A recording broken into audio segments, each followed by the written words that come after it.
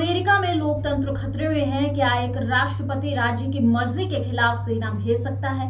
Los Angeles की सड़कों पर विरोध की आग धधक रही है, गिरफ्तारियां हो रही है और नेशनल गार्ड के बूटों की धमक हर नागरिक की आजादी को कुचल रही है। लेकिन इस बार मामला सिर्फ विरोध तक सीमित नहीं रहा। अब राष्ट्रपति ट्रंप के खिलाफ केस दर्ज हो चुका है। लेकिन केस क्यों? क्या ट्रंप ने अपने अधिकारों का गलत इस्तेमाल किया? क्या अमेरिका में केंद्र और राज्य की टकराहट एक बड़े राजनीतिक भूकंप का संकेत है? चलिए बताते हैं आपको पूरी कहानी। अमेरिका के लॉस एंजलिस में अवैध प्रवासियों के खिलाफ की गई छापेमारी की कार्यवाही के बाद हुए प्रदर्शनों से वहां हालात तनावपूर्ण बने हैं। यहाँ लोग सड़कों पर उतरकर प्रदर्शन कर रहे हैं। अधिकारी ने बताया कि लॉस एंजलिस पुलिस विभाग अब तक कई गिरफ्तारियां कर चुका है। बीते 6 से 7 जून से यह प्रदर्शन शुरू हुए थे।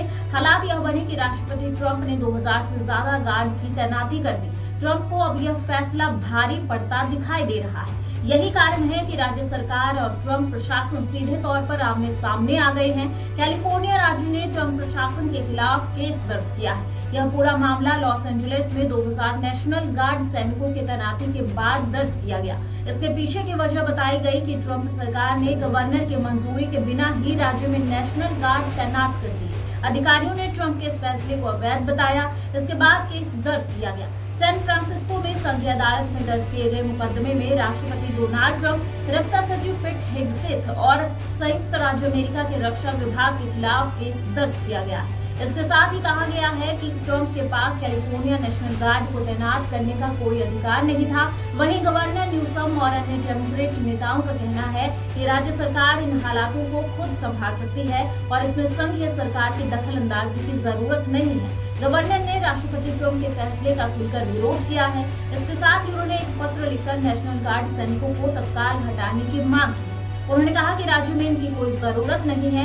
ऐसा करने से राज्य के हालात जानबूझकर बिगाड़ने की कोशिश की जा रही है। वहीं दूसरी ओर इसके विपरीत कैलिफोर्निया राज्य में हो रही हिंसा को लेकर पहले ही राष्ट्रपति ट्रंप ने वहां के गवर्नर और अधिकारियों को फटकार लगाई थी। इसके साथ ही हालात काबू करने के आदेश दिए गए थे। दूसरी तरफ 2000 से ज्यादा नेशनल गार्ड सैनिकों की तैनाती कर दी गई थी। इस फैसले का जमकर विरोध हुआ।